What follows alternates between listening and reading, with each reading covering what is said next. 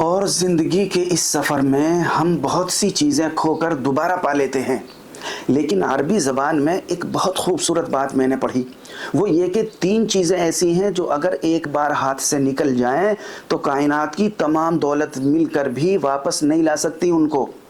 پہلی چیز کلمہ، یعنی آپ کا بولا ہوا لفظ۔ یاد رکھیے، جب تک لفظ زبان سے نہیں نکلا آپ اس کے مالک ہیں، لیکن جیسے ہی وہ ہونٹوں سے باہر نکلا اب وہ آپ کا نہیں رہا۔ ایک غلط لفظ آپ کو اور دوسروں کو بہت نقصان پہنچا سکتا ہے، اور ایک خیر کا جملہ کسی کی مرتی ہوئی امید کو زندہ کر سکتا ہے۔ اس لیے جلدی نہ بولیں، بولنے میں بہت اچھی طرح سے پہلے سوچ لیں، کیونکہ باہر کے زخم بھر جاتے ہیں لیکن لفظوں کے زخم ہمیشہ باقی رہتے ہیں۔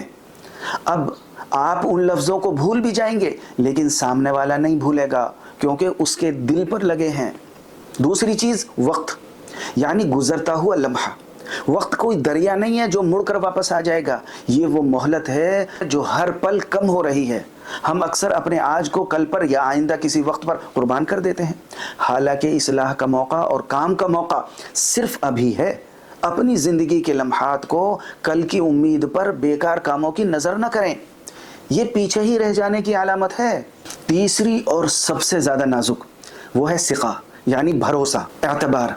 یہ ایک ایسا آئینہ ہے جو اگر ایک بار ٹوٹ جائے تو آپ اسے معافی سے کچھ جوڑ تو سکتے ہیں، لیکن اس میں نظر آنے والا عکس ہمیشہ کے لیے دھندلا ہو جاتا ہے۔ لوگوں کے مان کو اپنی جان سے زیادہ عزیز رکھیں۔ رشتوں کی بنیاد مال پر نہیں بلکہ اسی بھروسے پر قائم ہوتی ہے۔